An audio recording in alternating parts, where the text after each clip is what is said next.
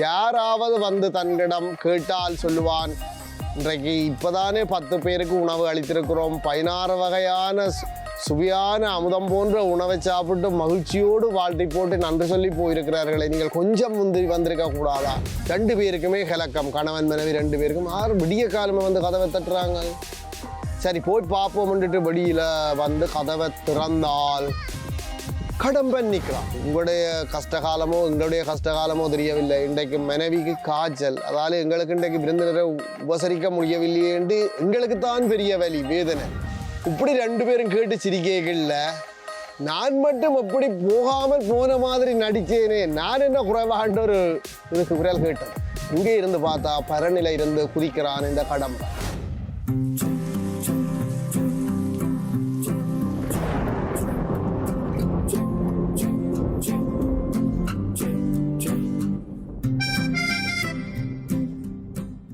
உலகெங்கும் வாழும் ஐபிசி நேயர்களான மாணவர்களுக்கு மாணவிகளுக்கு அனைவருக்கும் இனிய வணக்கங்கள்.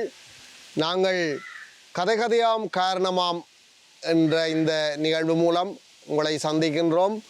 இன்றும் நான் உங்களுக்கு ஒரு நல்ல கதை ஒன்றை சொல்லலாம் என்று இருக்கின்றேன்.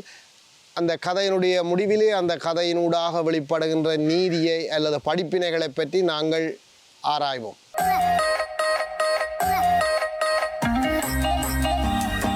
மணலூர் என்ற ஒரு கிராமம். இந்த மணலூர் என்ற கிராமத்திலே மாயாண்டி என்ற ஒருவன் வாழ்ந்து வந்தார். மாயாண்டி அவன் வந்து மற்றவர்களை ஏமாற்றி பிழைப்பதில் வல்லவன். அவனுடைய மனைவியும் அவனுக்கு மிக பொருத்தமானவளாக, அவனை விட எந்த விதத்திலும் குறைவில்லாதவளாக இந்த ஏமாற்றுவதில் திகழ்ந்தாள். சொல்லுவார்களே சாடிக்கேற்ற மூடி என்று, அதுபோல அவனுக்கு பொருத்தமாக அவளும் அமைந்து விட்டாள்.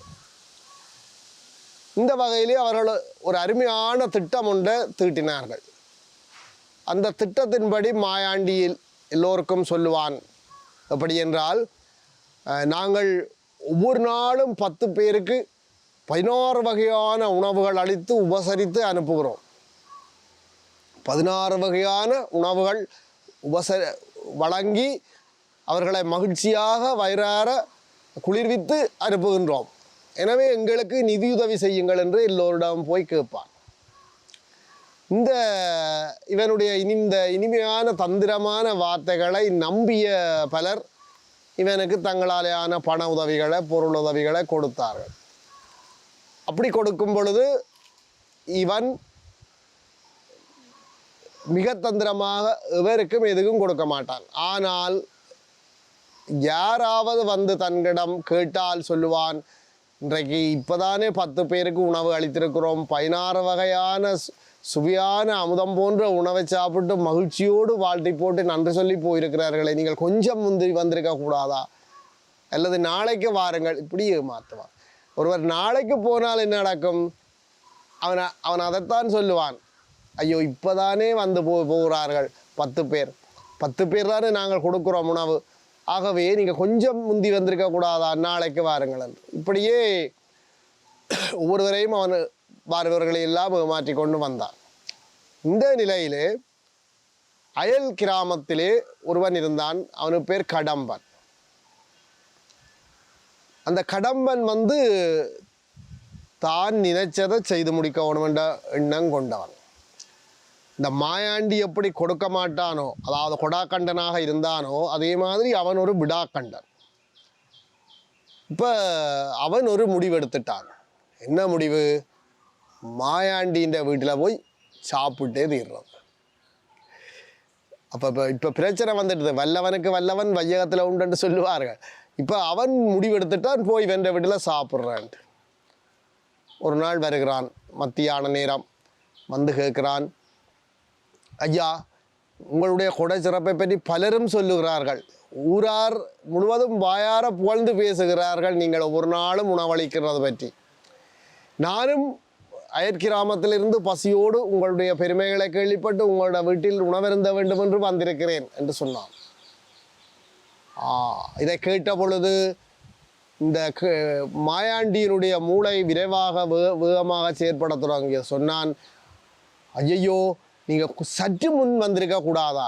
இப்பொழுதுதானே அந்த 10வது ஆள் கூட சாப்பிட்டு விட்டு போகிறார்.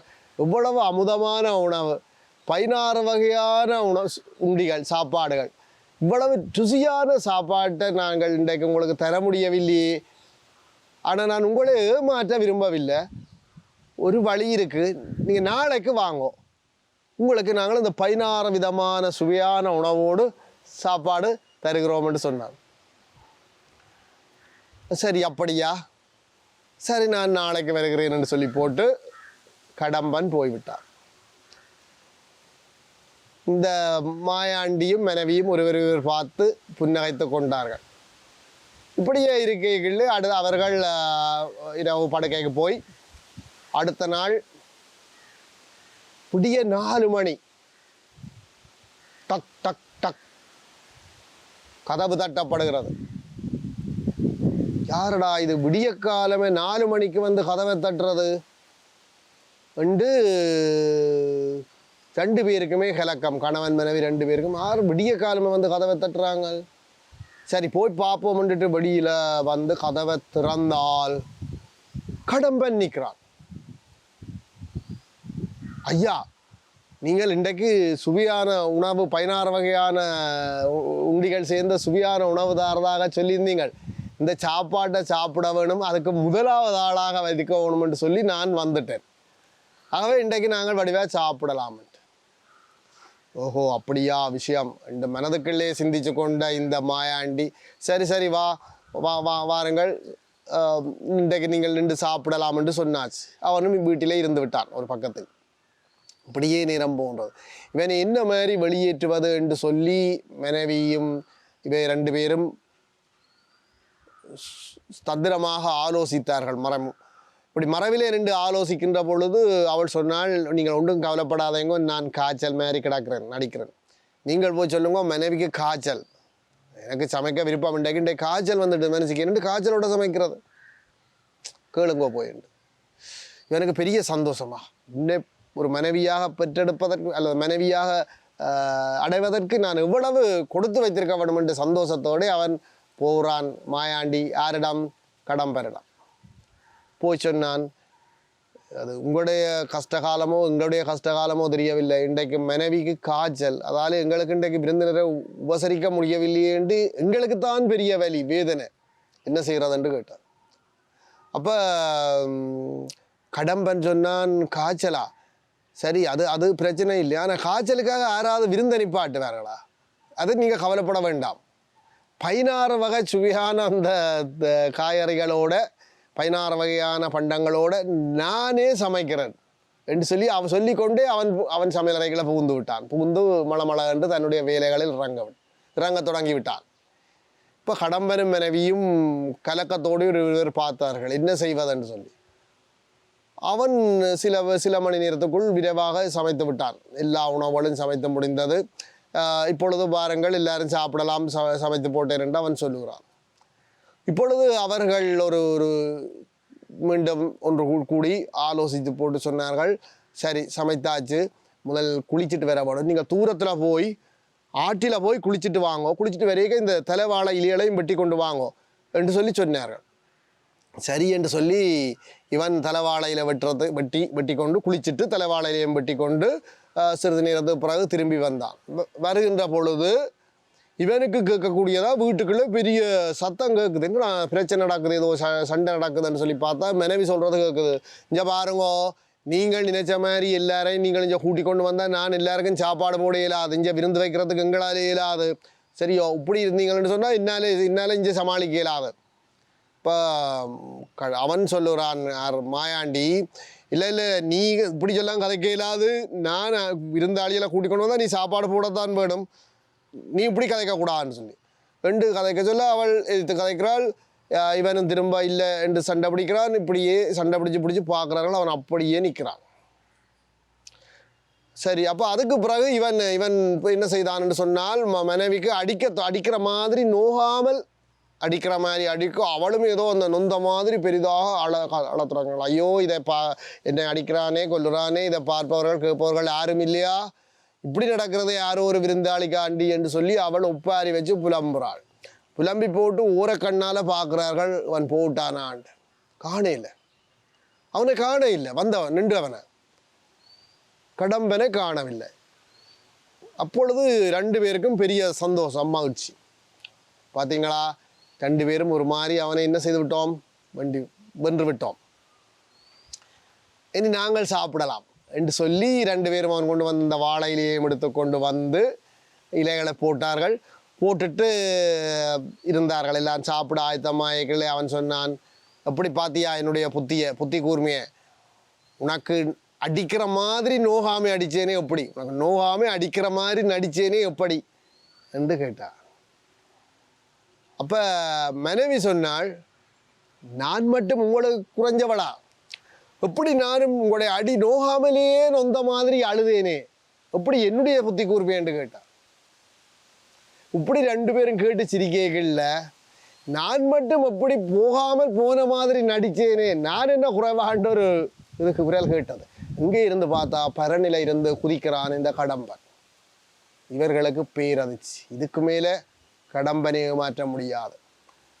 ஆகவே கடம்பனுக்கு அன்றைக்கு விருந்து போட்டுத்தான் அனுப்ப வேண்டிய ஒரு நிர்பந்தம் அவர்களுக்கு ஏற்பட்டது. கடம்பனும் வயிறார சாப்பிட்டு போட்டான்.